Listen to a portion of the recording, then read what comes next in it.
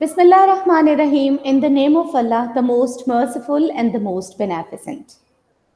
Dear students, Assalamu alaikum wa rahmatullahi wa barakatuhu. Our today's topic is faith in Allah's messengers and His books. Before getting started, I'm going to share with you the objective for today, and that is that first of all, I'm going to have a quick recap of the previous lesson, and then we'll talk about the prophets and his book, Allah's messengers and his books, okay, in detail, inshallah. So in the previous lesson, dear students, we talked about the early man's religion, right? The religion of early man. And you are pretty much clear about it, that the early man worshipped Allah alone, right? Then comes the Satan's envy. Over there, we discussed in detail that how the Satan, wants to take us away from Allah, okay, and he's still trying to, take us to the hellfire with him. All right, then comes that what exactly is the reason why, Shaitan wants us with him to the hellfire, right? So long ago, when Allah created this universe and the jinns and the angels and the human being, over there we observed and we discussed in the previous lesson that basically Satan was pretty much happy in the paradise living alone, right? Having Allah's mercies and his blessings. All right. So what happened then? Why he is our enemy? And in various places in the Holy Quran and in different ahadiths, Allah warned us that he is your enemy, right? When Allah ordered all the angels and the jinn, like Iblis, to bow down, and he didn't do that, right? So the point, Islamiyat is basically a subject where, dear students, you're not just supposed to do the worksheets and just getting 15 out of 15 marks. It's a subject where you have to get some messages. So what exactly is the message that we got from this lesson, from the previous lesson? Satan's envy, he's always there to take you to the hellfire. So do you want to go to the hellfire? I don't think so. Everybody wants to go in the paradise, right? So what exactly is the lesson that you got from Satan's envy? Right? So that is the lesson, that how he plans, how he tricks you in different things. For instance, if you are watching a video game and your parents are calling you, or there is a call of azan over there, and you want to play more and more. So who's there who is making the things for you very interesting? That's Shaitan. He whispers in your heart. Okay, so that is the point where you have to just get up and listen to the parents and go for namaz or whatever the thing is. And he knows that what exactly is going on in your heart. He plans according to every person's mind, because he can see you from every angle. He knows your weaknesses. He knows your, strengths. So he'll plan and trick you according to that. So you have to be very much careful about it. Okay, so dear students, that was basically Satan's envy, and how the Satan's envy is connected to our today's topic, that is Allah's messengers and his books. So let's talk about that. Allah sent his messengers. Why did Allah send messengers? Was there any need? Yes, there was. When Satan is just imagine that in the day of judgment, when you are answerable in front of Allah. At that time, if you don't know that what Allah wants from you, what you should do and what you shouldn't do, right? So how are you going to answer? How is Allah going to? Allah is always compassionate and merciful to you all the times. Satan makes a mistake. He made a mistake. And what happened? He is still bound to go to the hell. But Adam alayhi salam made a mistake, right? He disobeyed Allah. But but we have chances. Still, we have chances. If we are, making the right choices, we have to go to the paradise. Allah is going to take us to the paradise, but He don't have that. Why? Why is that so? Because Satan made a mistake, but he was proud of that, right? But when Adam alayhi salam made a mistake, what happened?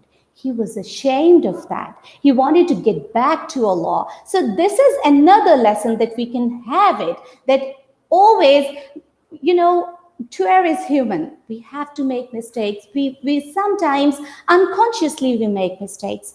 But we have to get back to Allah. We have to do istighfar all the time. All right, dear students. So my point that I was communicating with you, that was that how Satan's envy is connected to the Allah's messengers and His books.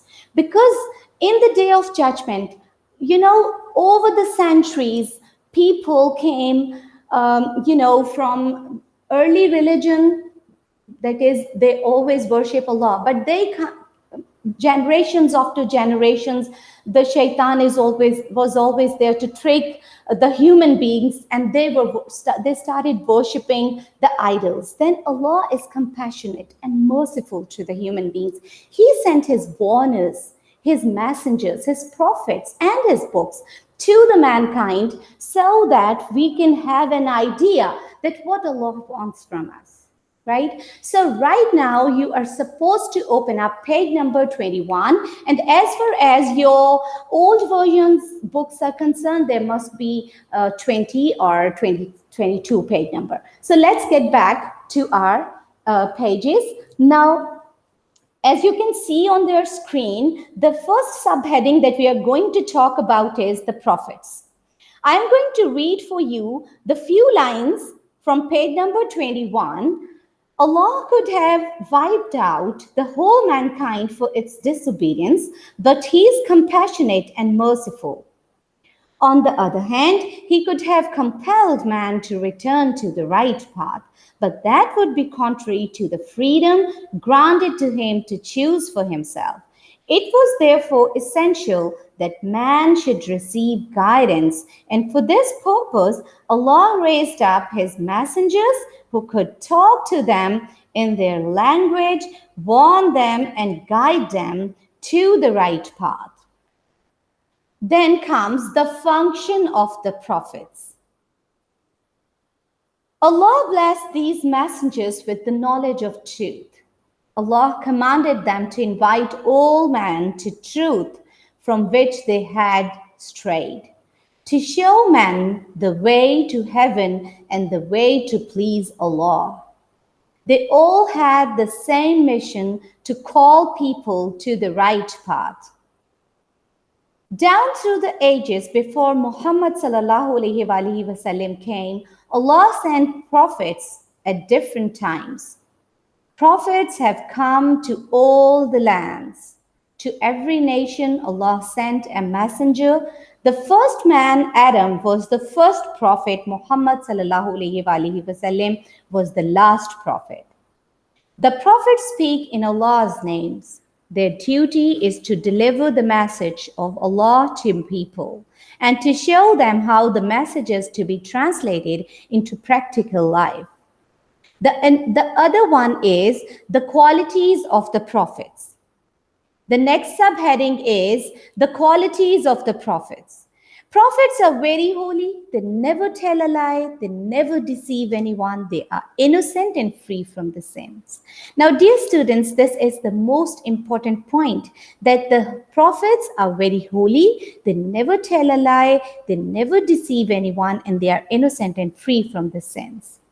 All right.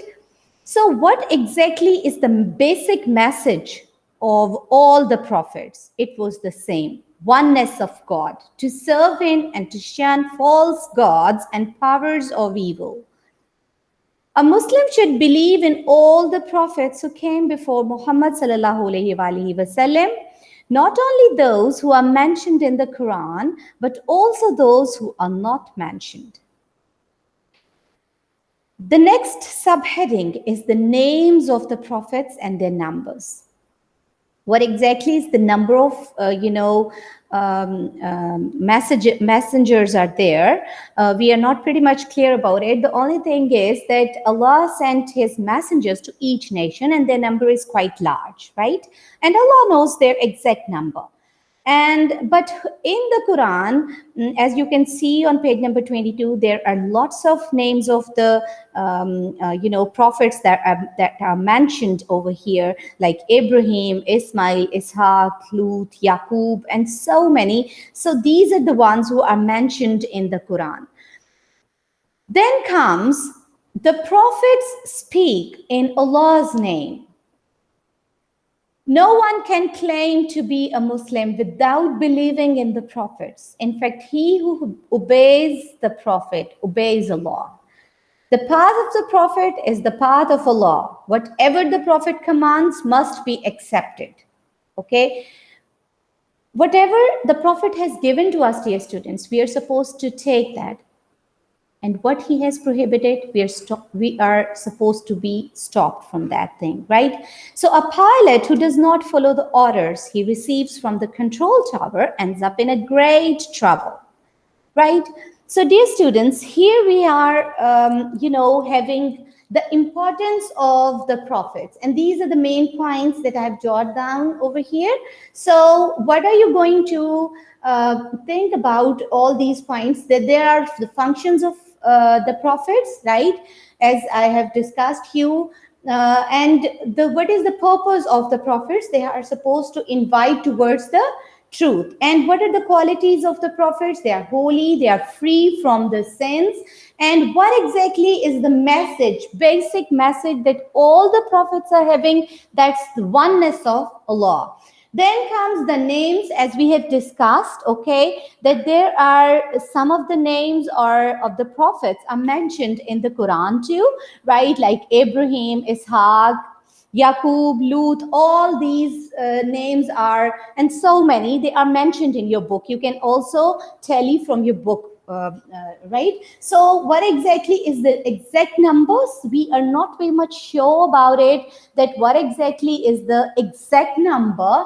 Yes, they are in large numbers, and Allah knows their exact number. So the path of the prophet is the path of Allah, right? Because they speak from Allah's name. So who is the true Muslim? Who is going to believe in the last prophet of Allah, Prophet Muhammad sallallahu alaihi wasallam, and the previous ones? Because the Prophet Muhammad sallallahu alaihi wasallam, dear student, is the last prophet of Allah. And before that, we are supposed to, believe in all the prophets. Okay. So the next thing is Allah's books. Okay. So what do you know about the books? Books of Allah, there are 4 mighty books, right? Zabur, Injil, Torah, and Quran Majid, right? And, there is a connection in the last chapter, that the belief in angels, right? And the belief in the messengers and his books. How it is connected, that Allah communicated, Allah sent, Allah revealed the Quran and the Gospel, Bible, Torah, and the Zabur through an angel, and he was Angel Jibreel. We've discussed this point as well in the last chapter. Okay, so let me tell you, dear students, please come on your books, open up your books, page number 23. The names of the sacred books and the numbers. Just as there are numerous prophets, so there are numerous books of Allah, the holy records of Allah's messages. The Quran speaks of them sometimes as books or leaves or sheet. The Quran says Allah gave the Zabur, songs in praise of Allah, right? Underline this name, Zabur. So indeed, in the Quran, Allah has mentioned, indeed we did grace Dawood with our favor. O you mountains, sing with him the praise of Allah, and likewise you birds. The Quran says Allah gave the Torah, to Prophet Musa. The Quran says Allah gave the Sahuf to Prophet Ibrahim. Sahuf are basically, we can't say that these are the books, right? We can't say that these are the basically books. These are the leaves, a part of the book, you can say. So Allah gave the Injil to Prophet Isa, and Allah gave the Quran to Prophet Muhammad sallallahu alaihi wasallam. The religion of Islam requires a belief not only in the Holy Quran but in all the revealed books of Allah. So, dear students, over here, in Surah Baqarah, you can say that Zalikal, the first line, first verse of Surah Baqarah is Zalikal Kitabu. You see that this is mentioned, Quran is mentioned as a kitab, it's book, right? So there were 4 books, the names are mentioned over there. Then the leaves, I have talked that these are basically form of some sheets. These were not in the form of the books. So we also call these sahuf, the leaves and the sheets, we call them. And what exactly is the last book of Allah? It is basically the Holy Quran. And dear students, the last point that I want to tell you is that when you are going to do the answer, what you have to do is definitely you will read the whole topic, and you have to elaborate all these points, and you'll get your answers, right? When you're going to talk about the books, definitely you have to talk about the 4 books names, and they were revealed on the prophets, on which book is revealed on which prophet. And then you can also add some point of the sahuf, right?